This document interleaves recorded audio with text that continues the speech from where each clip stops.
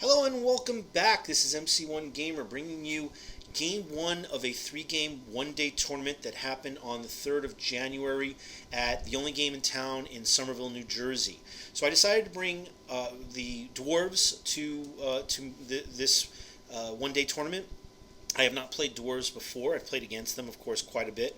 I decided to, I have a whole bunch of dwarves sitting in a box waiting to be cracked open if I decide to keep the army and play it.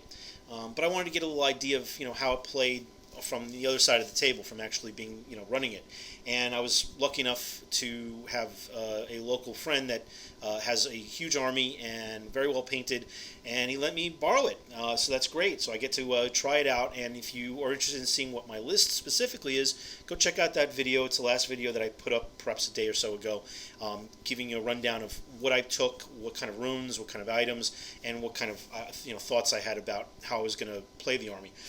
So my first game is against orcs and goblins, which is great because everything I have hates everything he has. So that's a huge advantage for me. And the first battle is a pitched battle with kind of a overused, I think, scenario that we've seen in a lot of the local scene, which is something called it's the Winds of Magic. So very very much detriment against magic heavy or wizard or caster heavy builds, because what happens is every time there's a miscast, you basically add a counter to a pile, to a stack, and the next time there's a miscast, that miscast you have to roll that many times. So if the first time is miscast, okay, it's as normal, just one time. The second time you got to roll twice on the table, and the third time 3 times, and so on. And that doesn't make a difference if it's you or if it's your opponent. So it could get pretty bad if there's a lot of miscasts throughout the game. If people are 6 dicing a lot, by the time you get to turn 6, it's a good chance you're going to start getting characters sucked into the warp or catastrophic explosions. And I love this because I'm playing dwarves. I don't have any casters. Before I even get into it, here's a picture of and it's hard to see, I guess, from the angle of this picture, but this is everybody. There's a big uproar in the early part of the game, and we heard what occurred. Somebody apparently rolled a die, and it landed and stayed on its absolute corner. So, and I went over and looked at it, and I just had to take a picture. I haven't seen that happen before. I thought it was pretty interesting. It could be just because of the flocking of the table. Here's the orcs and goblins deployment. You can see that we're on kind of like a snow frozen themed table. The terrain was pretty good. There was at least 5 pieces of terrain on every table. There usually was a mix of hills and forests and maybe a building or two also. So it definitely wasn't a sparse terrain. I've been to a couple of tournaments where it was like maybe 2 pieces of terrain. It had no impact, or so small that it didn't really have any impact. I like lots of terrain, and this is, I think, one of those good medium. You might have gotten a hill, you might not have. You might have gotten a forest, you might have gotten a building. And the buildings, by the way, cannot be occupied. They're just impassable. So you can see on his left side, he's got a couple units of wolf riders. He's got a lot of war machines. So this could have been one of those really boring games where both of us sat back and just kind of like lobbed rocks and shot cannons and stuff. But obviously he had the horde that was interested in moving forward, so we didn't do that. But he's got a couple rock lobbas, a couple of bolt throwers. This kind of fragmented unit that's sitting around these trees is actually sitting in the forest. This is where almost all of his casters, I think all of his casters actually, he's got like 4 wizards, but then he also has his war boss in there, and the rest of them are goblins. This is a very goblin heavy army. Then he's got a couple of mangler squigs, you can see, another unit of wolf riders, 2 other smaller units of goblins. In the back there, I think he's got the first of 2 doom divers. Then we move over a little bit. You've got another bolt thrower, 2 pump wagons, another a unit of wolf riders, and then in the back corner there's another bolt thrower. And here's my army. Again, you can see all the details of it in that other video that I put up. So he moves up all of his wolf riders, and I unfortunately get turn 1. And so he's got one of his units of wolf riders that's just on the other side of this building. So I have enough room that I can do a dive run. I'm hoping I can I can do enough damage that it will panic, and then I can start focusing on one of his other units of wolf riders. and unfortunately it doesn't. So only one survives. But you know, I don't want to waste another attack on just that one Wolf Rider. So I try to focus my second gyrocopter on the other unit of Wolf Riders. So I throw that up there within range of the Steam template. And when I get to shooting, I throw down this Flame template and absolutely obliterate this unit of Wolf Riders. I think I did 4 wounds or 3 wounds. They panic and run off the board. So both of my grudge throwers wind up scattering and are ineffective in this shooting turn, which is unfortunate because he's got some pretty sizable units, so you would think that I'd be able to, even with a scatter, still be able to hit something.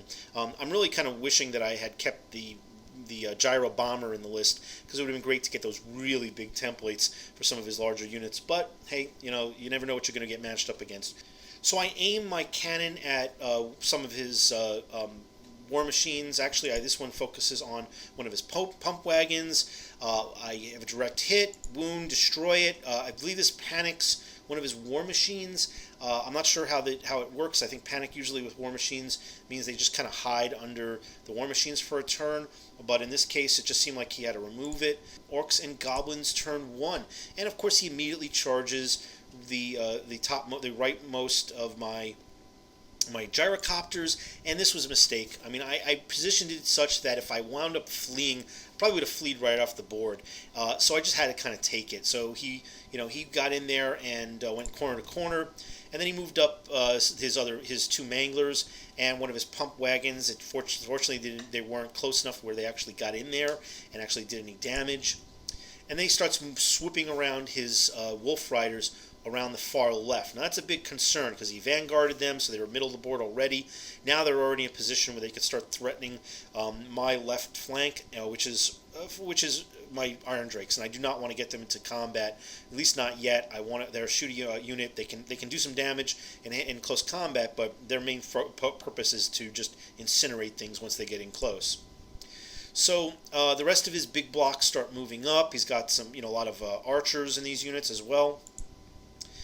And magic. So he looks to go and use Hand of Gork, and I don't know which one I fear more, Hand of Gork or Foot of Gork, but F you to Gork, because both of these are pain in the ass spells. I decided I'm gonna have to pop one of my Spellbreaker runes. I brought 2 of them, so fortunately in this one I got a 4-up. And I managed to get destroy, not only dispel this spell, but actually blow it up. And so I don't have to worry about him picking up a unit and dropping it down, basically right up in my grill. So that was great. And I had enough dice that I was able to shut him down for the rest of the phase. So we go off to his shooting. He misfires on a bolt thrower, so it can't shoot. And then his Doom Diver actually blows up. So he's doing a lot of work for me. Thank you very much. And then he targets, he uses some of the rest of his engineers to target my engineer. Now, I have the Master Grun of Grungy, which is on my standard bearer. And I know a lot of people like to take the Stubborn banner, but I knew I was going to deal with plenty of shooting. I could get Lookout Sirs from either of the block units, or I could go and use, with the Master Engineer special rule, to have him roll his Lookout Sir against a War Machine, which could be a higher toughness. But he was targeting a lot of stuff, and some of them were multiple hits. So the fact that I could get also a 5-up ward if he happened to actually target something and actually hit, and I failed my Lookout Sir, was a big deal. That really helped. So he didn't do much of it. Either he scattered off, or I was able to ward it. But he did get, he did shoot off one more Doom Diver, and he went after my Grudge Thrower. And there was enough shots that even with the 5-up ward, I actually took a couple of wounds. So that's a concern. I don't want to lose my Grudge Throwers too early, but fortunately this one survived. So close combat. This Wolf Rider charged in. Neither of us did any wounds, so we had a little bit of a pillow fight. I stuck because I'm stubborn, and I did a combat reform to face him. So Dwarves turn 2. I need to get a little help to make sure that I get these guys out of combat. So I actually I charge my other copter into the flank of this Wolf Rider, and then my engineer, who really was a big target to a lot of his shooting, moves into the unit of Longbeard. So now he gets a regular Lookout Sir on a 2+ as opposed to a 4+. I moved my warriors back now. This is a plan that I had for a while. I have a slowness rune. I have double slowness on the Iron Drakes, but I only have one slowness on the Longbeards with the weapon and shield, the shield beards. The warriors have great weapons, so I didn't want to have them get charged. I wanted them to wind up in the flank, so to be less enemies that could fight back. I didn't want them to be front to front. And so what I wanted to do is I wanted to bait with the Longbeards. So I wanted to move the dwarves, the warriors further back so they're a longer charge, and after the copters moved out, move the Longbeards up. So the warriors then could hit a flank if anybody winds up hitting the frontage of the Longbeards. The warriors then could come in and clean up in a follow-up turn. And then I do a swift reform with the Iron Drakes, and they're quick to fire. So as long as I pass the swift reform, they'll still be able to shoot, and they won't take any negative penalties for doing so. So I do shoot with them, and they have the special ability with Grim Burlockson, so they can re-roll. That's what he's doing for them this phase. And they just wipe that unit of Wolf Riders off the board. And then I open up with the organ gun, and I take a bunch of goblins off of that middle block unit. And then I aim with my cannon at one of his rock lavas, and of course I only do one wound, so that sucked. And then I aim my other cannon at one of his pump wagons, this particular pump wagon, which is threatening my copters for the follow-up turn, and luckily enough I didn't roll one wound on this one, and I knocked this one right off the board, so that's great. So one of my grudge throwers scatters, the other one I target on one of his, I believe it's on a bolt thrower, and again, I roll one wound. So let me get these ones out of the way real quick. Hopefully that won't last throughout the entire tournament. My copters destroy the Wolf Rider, and I guess I could have overran with one of these with the blue copter, but it still would have put me so close to this to the Manger Squig that it would have been like almost a default. So I didn't want to take a chance that I figured, let's take a chance that maybe he rolls poorly for the distance that he goes. Of course, it's Orcs and Goblins turn 2, and that was just wishful thinking, because he swoops right through with his Manger Squig, rolling pretty high, doing enough damage to kill one of the copters and throw a wound off on the other. And then when he moves up with his Goblin unit, he gets within 8 inches, and that releases these fanatics who whirl around with these giant iron balls, and that finishes off the last remaining copter. So there goes my copters. His horde with all his casters and his orc big boss move up, and I dispel foot, but I don't break it, which is unfortunate. But at least I got another turn before I have to worry about whether or not I can dispel it. But he throws a debuff down on my Iron Drakes. I don't think it's a ballistic skill. It might have been a strength or a toughness. I forget which.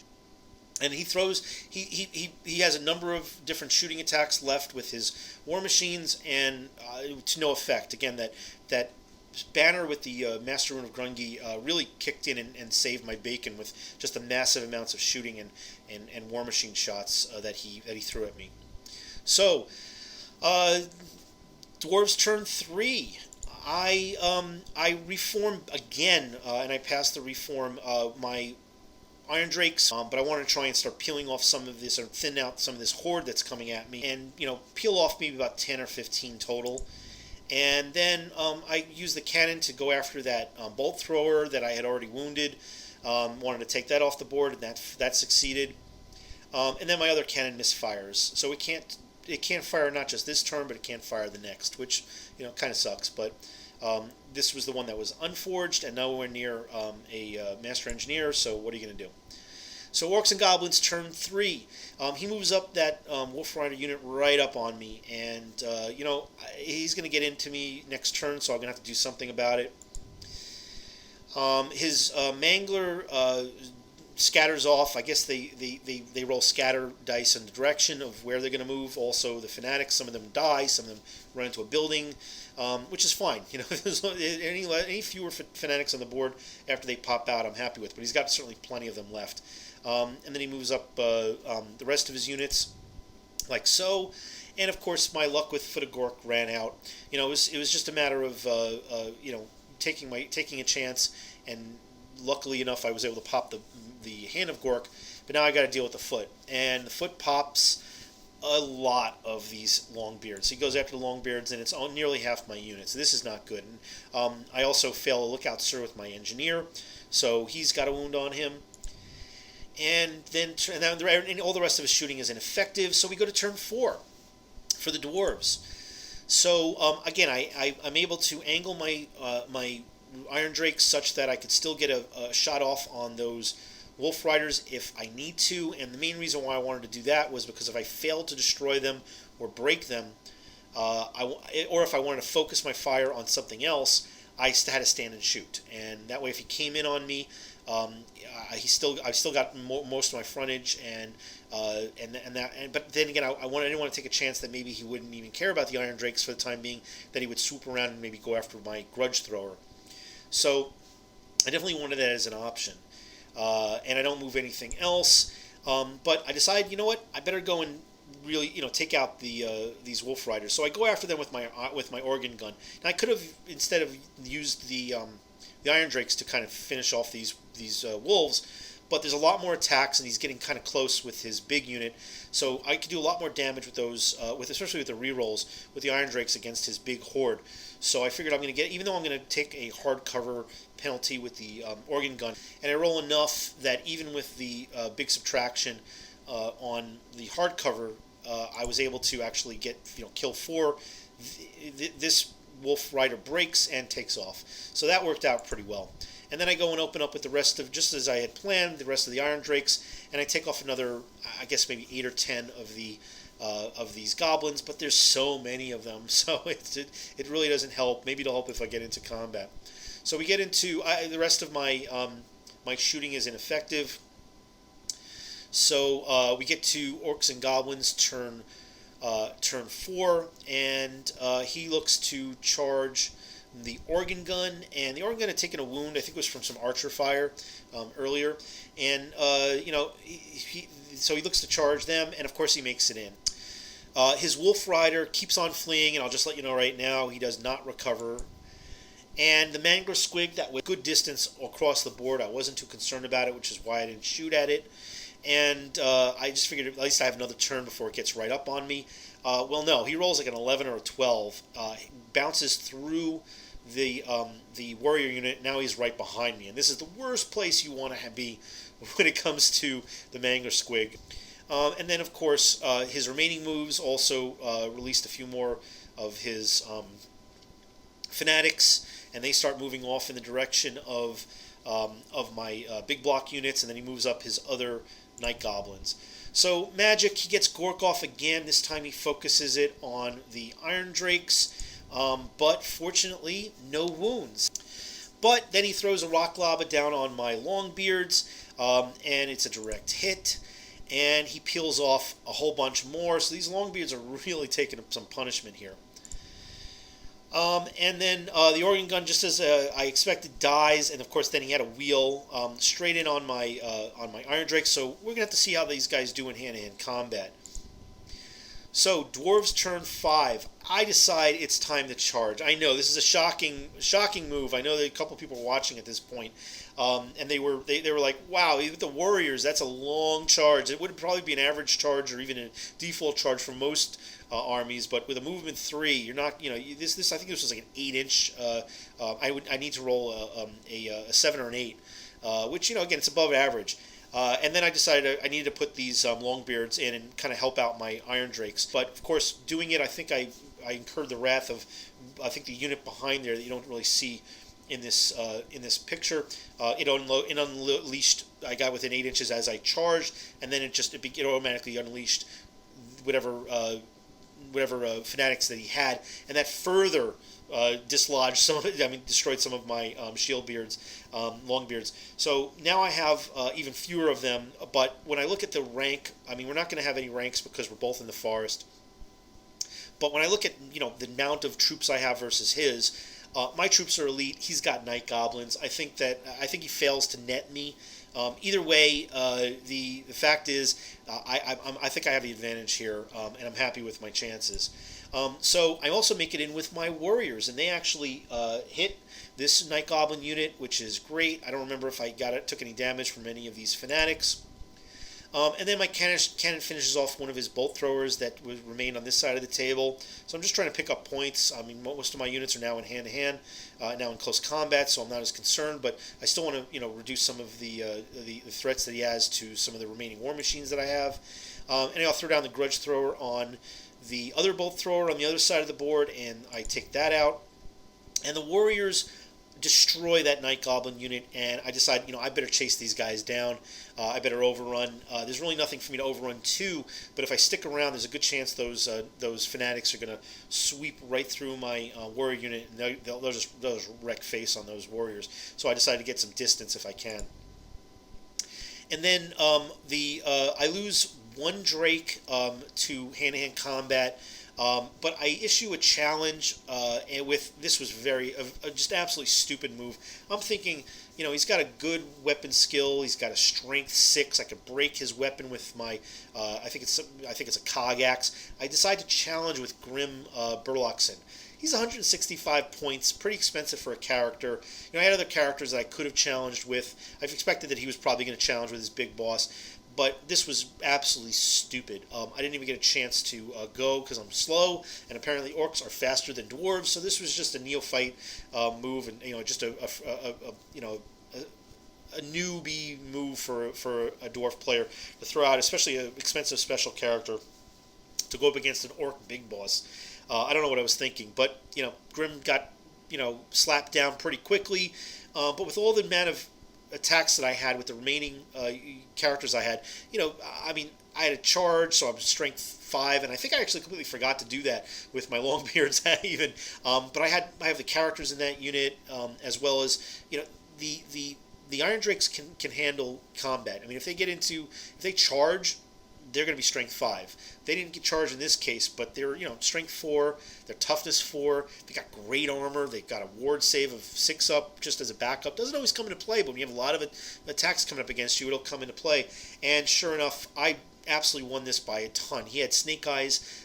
He broke it, and he had snake eyes, and I ran him down. I chased with both these units and ran him down. So I win by tons, and that was just a crap load of points. That was the bulk of the remainder of his army. And here's the time ran out at this point. We actually did his last turn because we didn't want to end where we had just me doing one turn and we didn't do the bottom of the turn. It wouldn't really have been fair.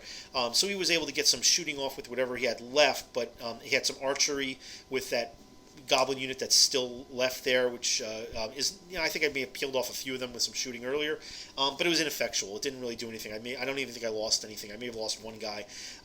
So nothing else occurred that came into play, which was good, but this is basically how the board ended. I think I may have one Doom Diver out in the back that I wasn't able to snipe off with any of my cannons, but I didn't lose my cannons, didn't lose my grudge throwers, and all my units are still existing, so this was a huge win for the Dwarves.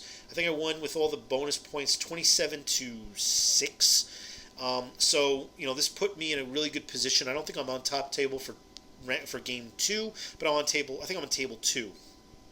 And it was a really good experience for me as a new dwarf player, especially against a good player. He's a good guy, knows his game, he knows his rules, he knows his army, he knew even my army. I made a couple mistakes and he pointed them out, and it was good. It was good. It was a good opponent and a good way to start off the tournament. And it was a lot of fun. Look, I sat back. This is kind of not a full gun line, but a lot of shooting and a lot of war machines, and so did he. And what I liked is that even though there was a lot of sitting back as playing a dwarf, I got them into combat at least in the latter third of the game, and they did pretty well. So I'm not unhappy with the way this particular list worked out.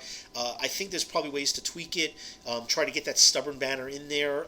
That banner of Grungy. Maybe there's a way I can sneak that in as well. It'd be nice to have another organ gun, but I think it's a trade-off. I don't think you can have 2 organ guns really conveniently with a large unit of Iron Drakes. But I really like the Iron Drakes, not just for the fluff, but I think they're effective. They may not be the most competitive element to put in the list, but I like the fact that they're going to be more survivable.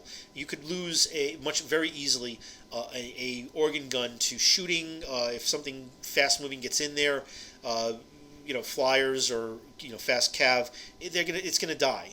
But that unit of Iron Drakes may be more expensive, but I think it's gonna do a lot more work for you, and you can get characters to bolster it up too, even if you don't use special characters.